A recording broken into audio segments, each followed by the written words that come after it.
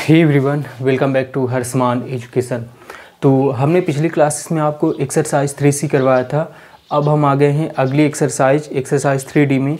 इसमें कुछ चीज़ें हम एक्सरसाइज करने के पहले कुछ इंट्रोडक्शन पार्ट करेंगे, जिसमें हम जानेंगे कि कुछ बेसिक जो हमें एक्सरसाइज करने में आसानी रहे, जो जिन प्रॉपर्टीज़ का यूज करके क्वेश्चन को सॉल्व करना है हमको, पहले हम प्रॉपर्टीज़ को पढ़ लेते हैं। तो चलिए देखते हैं। Properties of multiplication of rational number, मतलब रेशनल नंबर की मल्टीप्लिकेशन की कुछ प्रॉपर्टीज होती है, हम उसको पढ़ने वाले हैं। जैसे पहला है क्लोजर प्रॉपर्टी। क्लोजर प्रॉपर्टी क्या कहता है? The product of two rational numbers is always a rational number. मतलब किन्हीं दो रेशनल नंबर का प्रोडक्ट मल्टीप्लाई हमेशा क्या होता है? रेशनल नंबर ही होता है। जैसे मान लीजिए क्या लिखा है, -1 × 2, 2 1 जा 2, -2 है ना। -2 रेशनल नंबर है ना। इसको A/B के फॉर्म में लिख सकते हैं, 2/1। और ए और बी जहाँ इंटीजर हैं, है ना, है कि नहीं, बताया गया है ना आपको। अगर नहीं बन रहा है आपसे रेशनल नंबर क्या है, तो 2A एक्सरसाइज हमारी ज़रूर देखिए, ठीक है ना। तो A/B फॉर्म में लिख पा रहे हैं, जहाँ ए और बी क्या हैं? इंटीजर्स हैं, और b does not equal to 0 है, तो क्या होगा? ये पर रेशनल नंबर हमारा होगा, ठीक है ना। इसी प्रकार जैसे मान लीजिए लिखा है -1 × 3/5, तो दो रेशनल, ये भी रेशनल नंबर है, ये भी रेशनल नंबर है। 3 1 जा 3, -3/5, ये एक रेशनल नंबर आ गया।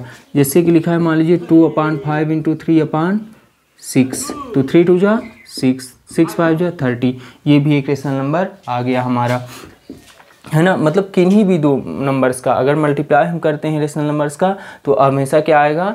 हमेशा हम एक रेशनल नंबर ही आएगा, ठीक है ना। अगली प्रॉपर्टी है कम्यूटेटिव प्रॉपर्टी। बोलती है two rational numbers can be multiplied in any order.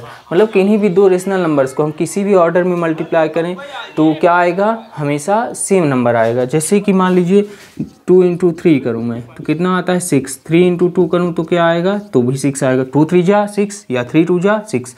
मतलब कि चाहे मैं 3 × 2 करूँ, चाहे 2 × 3 करूँ, हमेशा क्या आएगा? 6 ही आएगा। तो ये बोल रहा है कोई भी दो रेशनल नंबर्स का मल्टीप्लाई आप किसी भी फॉर्मेट में करो, हमेशा वही नंबर आएगा। मतलब चाहे जिस नंबर मल्टीप्लाई करो सेम नंबर आएगा। जैसे कि मान लीजिए 2/3 लिखा है, 2/3 5/7, तो 5 2 जा 10, 7 3 जा 21 आया।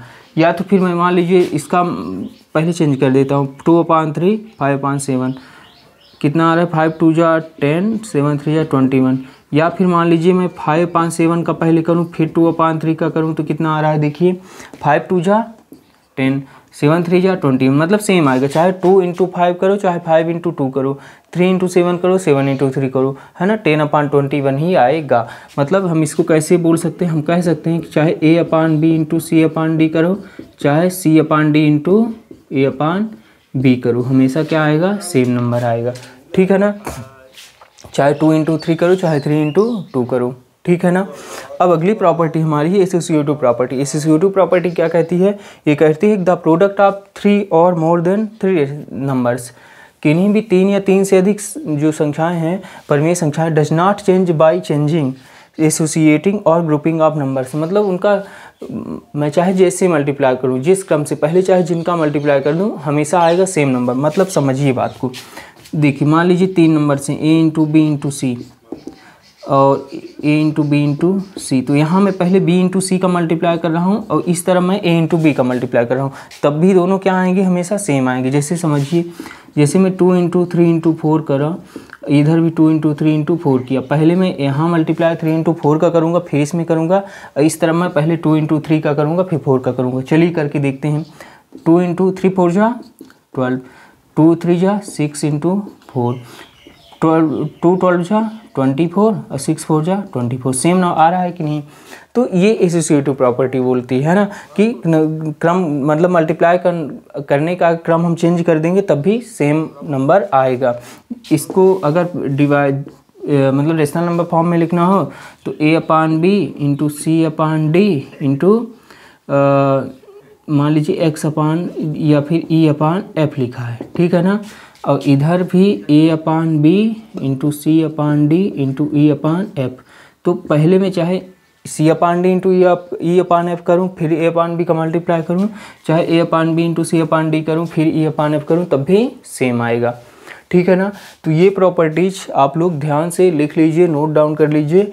अब आगे हम एक्सरसाइज जब करवाएंगे तो ये काम आएंगी। ठीक है, फिर हम मिलते हैं एक्सरसाइज के साथ।